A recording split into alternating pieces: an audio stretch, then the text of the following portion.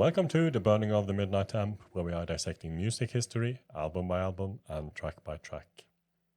And we are continuing on David Bowie's Earthling album from 1997, his 21st album. And we have come to the second track, which is called Looking for Satellites, written by Bowie himself, Reeves Gabrels, and Mark Plotty. We'll start by listening to the track, and then we'll discuss it afterwards. So here we go. Nowhere, shampoo, TV, come back, boys own, slim tie, showdown, can't stop. Nowhere, shampoo, TV, come back, boys own, slim tie, showdown, can't stop. Where do we go from here?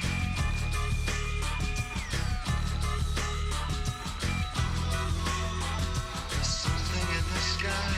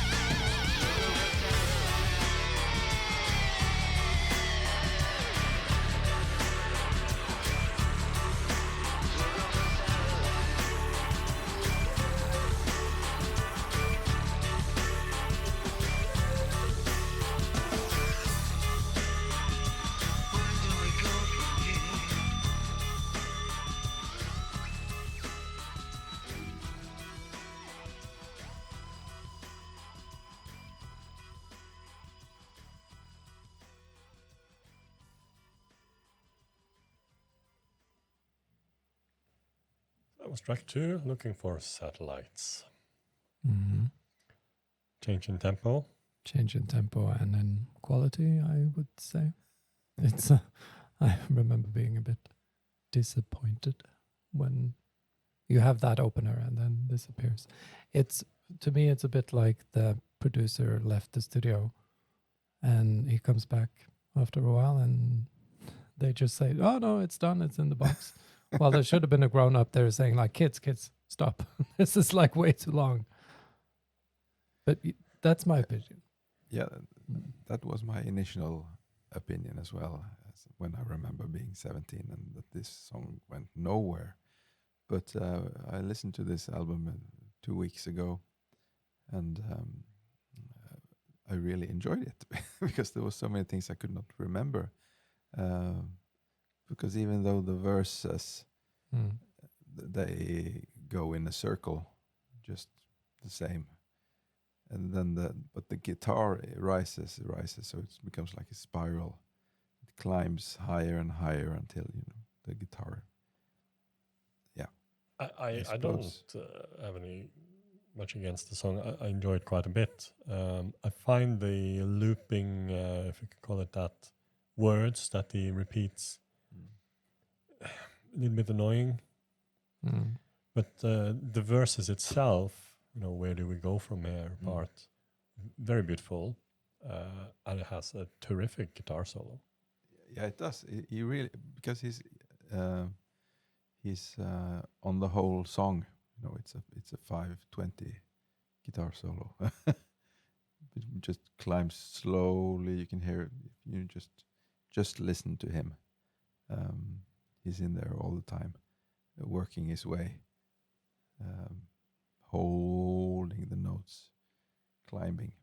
So I think that's a great performance. I'm usually all for guitar, but this song just, I don't know, it falls flat for me. Yeah. Yeah. I've been trying. I really have been trying. Looking for the satellites. Honest opinion that you're allowed to have. Yeah. But I remember thinking it was nothing happening, just going in a circle. But there are things that are not going in a circle. And I'm not saying the guitar part is because it's the best part of the song. That is. Yeah. And interestingly enough about the guitar solo is that Bowie and Gabrels had not an argument, but Gabrels absolutely did not want a guitar solo in there. Bowie forced him to do one, and he suggested that Gabrels would only play on one guitar string per chord, dominated by 16th notes. And he did that, and he did it in different stages, and then they cut out and used the best pieces, constructed it afterwards. And that's why it gets this sort of climbing. Probably. Actually, Gabrels was pissed off when playing it because he didn't want it. But he has later described it as one of his favorite solos he ever did, describing it as ending in an orgasm. Yeah, climax is definitely. Yeah. And it's also Gabrels who started writing the song. It originates from June 1996 during the Outside Summer Festivals tour, when they were stuck in Fukuoka in Japan. They were leaving from Moscow. They were going to play in Moscow. And the plane had caught fire on the runway. And all the flights a plane had caught fire. So there was delays. And Gabrels was sitting in the airport with his Apple laptop and a MIDI sequencer and started constructing the song. So that's how it started. Plati then worked on it in the studio, and he wanted to have a 3/4 beat on it, which is very unusual in electronic music. And that's one of the unique features with the song, at least on the album, and probably also, as I said there, in electronic music. In electronic waltz. And he used a lot of samples he had lying around. He created the rhythm, and he created the chord sequence even. Bowie and Gabrels then scrapped the chord sequence and rewrote it. But they had to return to D major because all the samples were tuned to D major. So unless they were going to do all that work again as well, then they had to do at least retain that. Yeah, so that's how the music was constructed. Lyrics, I mean, this is very cut up lyrics. So cut up, it's only words, basically. Well, he's talking about consumer culture, and of course the satellites that observes us and sends the signals to the television. And He has commented on it, and he did say that it's as near to a spiritual song as I've ever written. Now that the Christian narrative seems more distant than ever, and we are poised by the prospect of imminent discovery of aliens, we start to pick up the pieces of our spiritual lives all over again. It is said to have been inspired by the discovery of potential life on Mars, and that inspired Bowie to write these lyrics. Bowie also described the lyrics as measuring the distance between the crucifixion and flying saucers. And he did that in the magazine called Alien Encounters. Okay, yeah, that's speaking to the initiated, I would assume. One thing you can say about the lyrics is that if you search online, he's supposedly saying Boyzone. Yeah. The name of the band Boyzone. And It does even say that in the lyrics we have on our screen. yeah, the and moment. that's of course in '97 when Boyzone was a big chart band in Europe. That's what I thought, and probably many others. But Bowie is actually singing Boy's Own. Yeah. And was apparently not aware of the band Boyzone at the time. Maybe not at the time. In a live chat for Bowienet in 1999, he had brought with him Ronan Keating, of all things. And he then, I mean, there are two times when that is, where it's clearly stated that it's not the band name Boyzone. One is in the Earthling press release, it was signed by Bowie, where it is written Boy's Own. And of course, in this Bowienet chat, he was also asked if he does sing the band name, and stressed that he was not. And Boy's Own is actually a reference to various publications in the US and UK. And the longest running was Boy's Own Paper, which ran in the UK from 1879 to 1967. It might have been a magazine that Bowie was aware of when he was a kid. Probably. So that's probably where it comes from. And one other thing about the lyrics is the satellites, because when he sings satellites, it's in his 70s, early 70s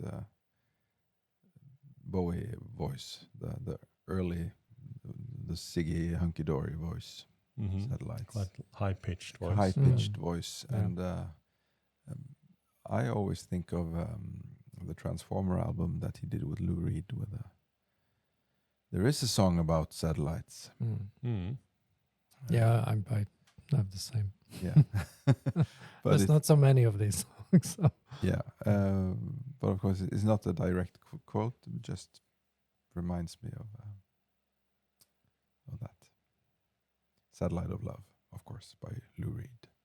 Produced by David Bowie. If anyone was wondering. It's a very good song. Better than Looking for Satellites. Yes. Yeah. Yes. But my verdict is, I like the song. And I like it a lot more now than I did. And another person that likes it a lot, is Mike Garson. It's actually his favorite track on the album. He said he didn't have a very good experience playing on this album, as we also discussed in the podcast, because it came out from outside, which was very improvisational, and he's dominating a lot with his terrific and great piano playing there, amongst other things. And here is much more. I mean, he's definitely bashing out on the piano on some of the tracks here as well, but he felt that it lacked melodies, and this was one of the tracks that he wanted to have seen out on a single. And it was actually planned for a single release. There was even a radio edit made, and the B-side was supposed to have been an unheard Mandarin version of the song. Mm. So, yeah. Well, that exists somewhere. Garson is quoted here saying, "When I heard those vocals at the beginning, I almost died. It was so good." The Mandarin vocals, No, the intro, the intro here. the mantra that he keeps Yeah. repeating. It was first performed on his 50th birthday concert, where it was played in January 97. Then it was played during the Earthling tour, and there's a live version of it on the Look at the Moon album that was released in 2021. So it was played all in all 80 times, and not later. So it was only performed in 1997. Mm. Yeah. Yeah. So what do you think, who are viewing us here? Are you on Tron's side, thinking this is a mediocre track, or do you agree with Mike Carson? Is this the standout track on Earthling? Please let us know in the comments below. We'll continue in a couple of days with the next track on Earthling, Battle for Britain. Remember that we also have a podcast where we are discussing Earthling and other albums. We have a Patreon where you can get early access to all the songs that we'll do on Earthling and the future albums as well, and combine it with the whole podcast if you want to support us. And apart from that, I think it's just for us now to say goodbye and have a nice day, and we'll see you soon. Goodbye. See you in a bit.